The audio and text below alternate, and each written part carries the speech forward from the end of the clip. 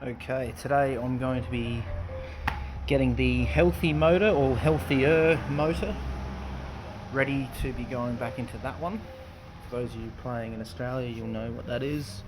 You know what this is. This particular motor is from a VS Commodore, an earlier model, so it doesn't have the EGR system that this one does. Now that needs to be taken off of that motor and put on this one, obviously to allow the engine to run correctly without an engine light on the dash.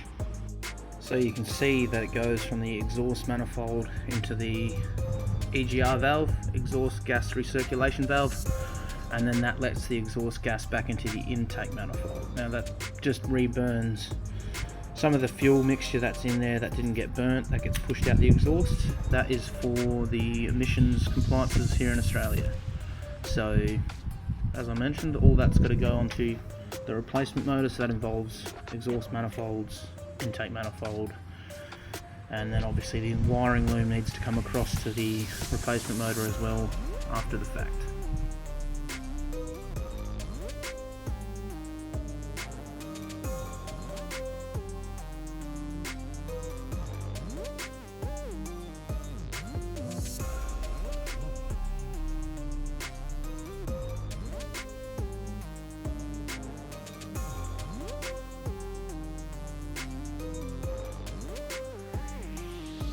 So a couple things that I have found which will stop me from doing any more today.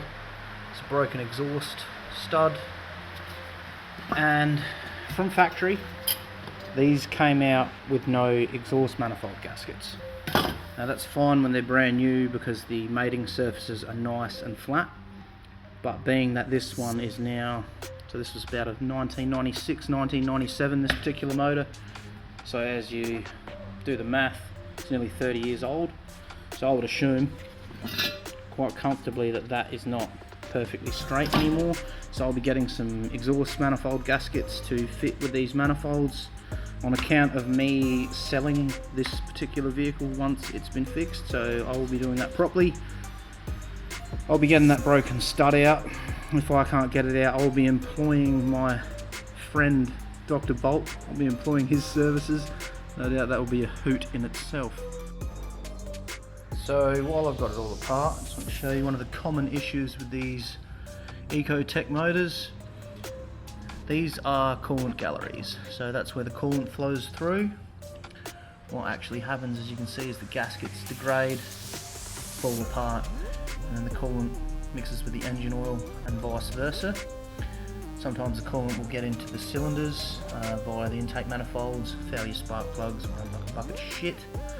But that is the common issue with these, and then what happens is you get a milky sludge in the cooling system.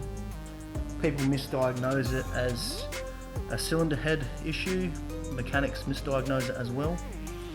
It is a very common problem. So if you ever have Ecotech with milky sludge in the cooling system, it is more than likely a result of those intake manifold gaskets. So tomorrow we will weld a nut on that broken stud, try and get that broken stud out. Failing that, we'll give Dr. Bolt a call, but I think we might give him a call anyway and just harass the fuck out of him.